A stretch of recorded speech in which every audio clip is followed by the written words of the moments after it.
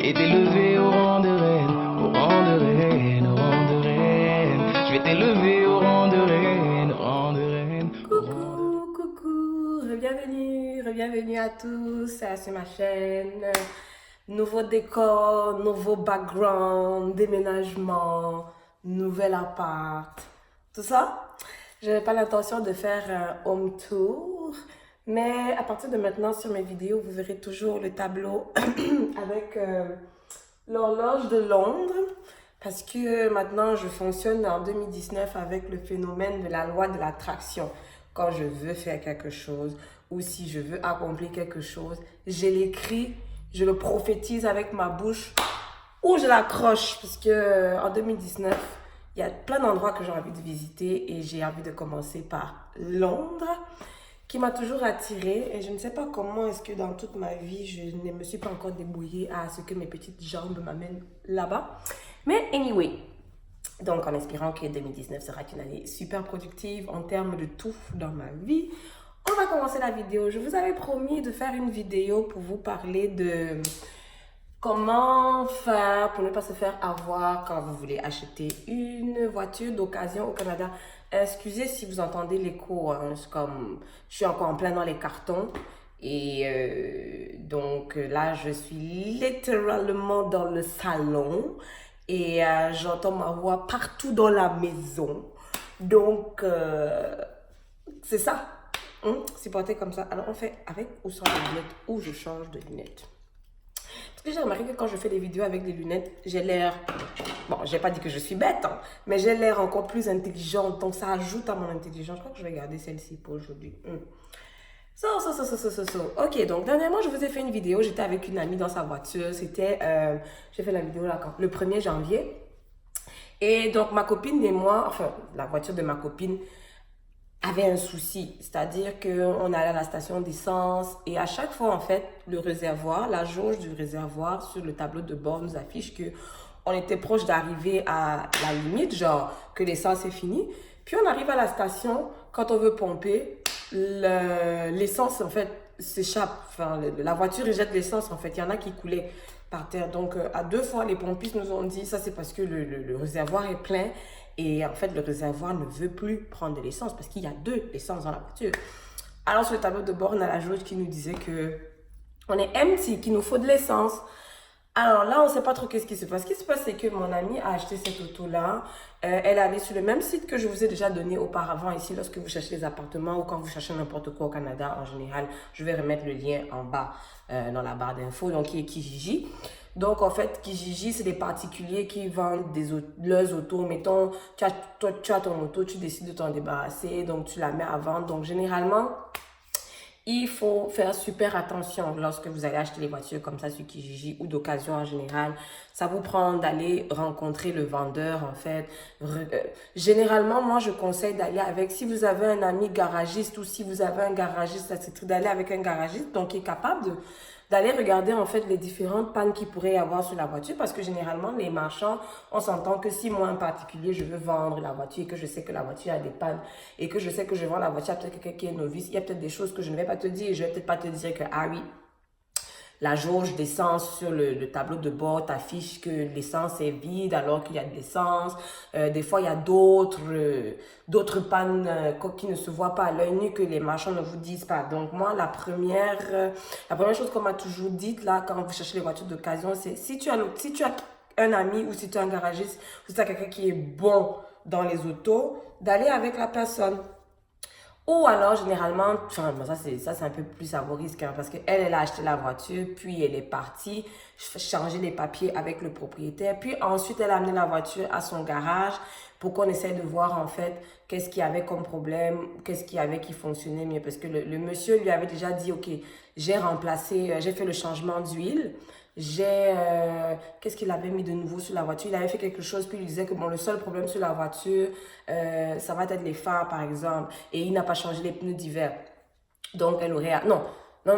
Il avait mis les pneus d'hiver et il lui a dit qu'il n'a pas fait le changement d'huile. Donc, elle aurait à faire le changement d'huile. Sauf que le petit monsieur là, a bien omis de lui dire que, tu vois, sur la jauge des chances, tu as ce problème-là.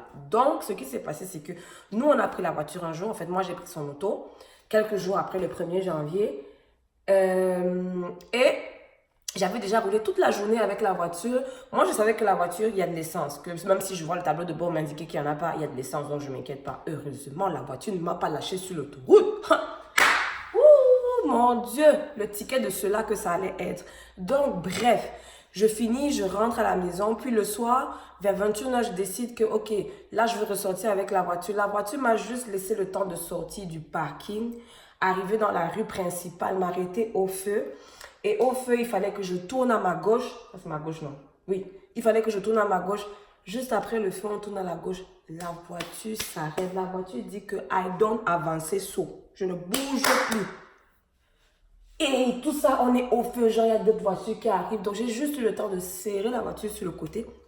Le côté où il y a moins de voitures qui passent. Mais le truc, c'est que tu ne peux pas rester longtemps en panne sur une route parce qu'après, il y a la police qui vient. Et si on vient te remorquer, je crois que c'est au moins 1000 $, genre quelque chose comme ça pour te remorquer. Donc là, je commence à paniquer. En fait, j'étais comme la maison était de l'autre côté et moi, je suis de l'autre côté de la route. Donc, je vois en fait la maison et je suis en panne de ce côté. Si je dis, mais est-ce que je vais porter la voiture sur ma tête pour traverser le trottoir et rentrer, garer la voiture? Donc, c'est comme ça qu'après, on ne sait plus quoi faire. Il y avait une station d'essence pas loin. On prend un galon, on se dit que bon, c'est certainement l'essence. On arrive à la station, on prend l'essence dans le bidon, on veut remettre dans la voiture. Le carburateur est plein, mais la voiture ne démarre plus. Genre, qu'est-ce qui se passe? Donc, bref, comme on était des filles, une âme généreuse est venue nous sauver de là, nous a aidé à faire redémarrer la voiture juste pour aller garer dans le garage. Et puis donc là, je me disais non, il faut définitivement que je fasse cette vidéo parce qu'il y a tellement de gens qui vendent des voitures avec des problèmes, des voitures d'occasion comme... En fait, il faut avoir de la chance. Il faut vraiment tomber sur quelqu'un d'honnête ou alors quand tu vas acheter une voiture vraiment... Déjà, il faut regarder le kilométrage de l'auto. Il faut regarder depuis combien de temps la personne a cette auto-là. La personne ne va pas certainement toujours vous dire c'est quoi les pannes qu'il y a sur l'auto. Donc, moi, je conseille, quand vous achetez une voiture d'occasion, d'aller avec quelqu'un qui a la maîtrise des autos ou d'aller avec un garagiste avant de prendre un engagement et de payer. Parce que là, maintenant, elle a acheté la voiture. Elle est pognée avec... Excusez-moi, pognée, c'est un verbe québécois. Elle est obligée de garder la voiture en fait parce que là, elle a dépensé de l'argent pour acheter la voiture. Elle ne va pas jeter la voiture.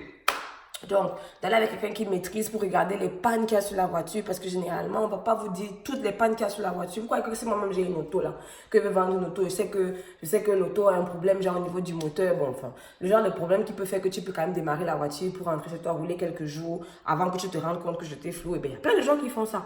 Donc, en fait, la seule astuce, c'est de ne jamais aller. Si vous savez que vous ne maîtrisez pas l'auto comme moi là, parce que moi, mon problème dans la voiture, c'est de savoir que je démarre, je roule, je gare, j'accélère, je freine. C'est tout mon problème là-bas. Comment on change l'huile?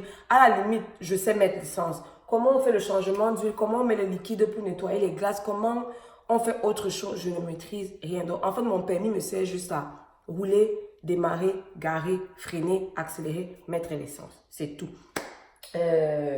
Donc, en gros, il y a aussi des sites en ligne, les sites en ligne de... Comment ils avaient dit ça? C'est quoi le site qu'ils m'avaient donné là? Des consommateurs, en fait. Pour aller regarder, en fait, dépendamment quand vous voulez acheter une auto, de regarder un peu les caractéristiques de l'auto. Hein, parce que généralement, moi, je sais que les Mazda ici, parce qu'elle a acheté une Mazda, surtout l'année qu'elle a acheté, c'est une auto à problème quand même.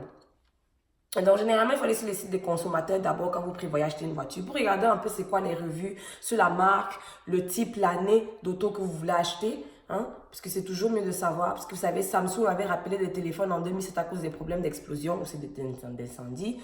Donc, généralement, il faut regarder parce qu'il y a souvent des soucis de fabrication déjà même en amont.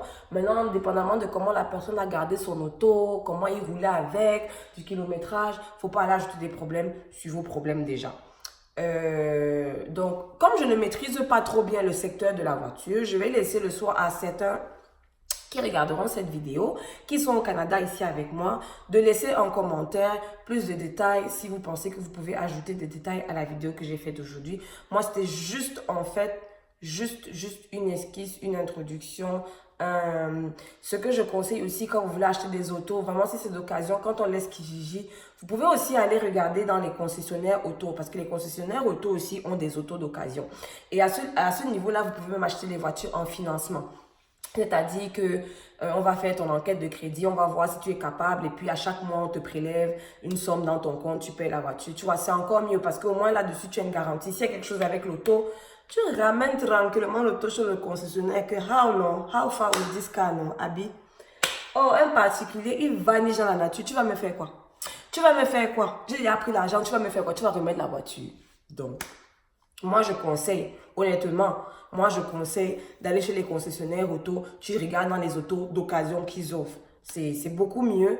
Et puis là, tu peux faire le financement. Donc, tu ne sors pas tout l'argent de ta poche. Ça te fait moins mal. Trust me, ça fait vraiment moins mal. Donc, voilà. Laissez en commentaire si vous avez d'autres apports à faire ou des choses que j'ai oubliées peut-être. Parce que vous savez, je suis une femme et les femmes, ça ne maîtrise vraiment pas les autos. Et I don't intend to be perfect in cars. Okay? So,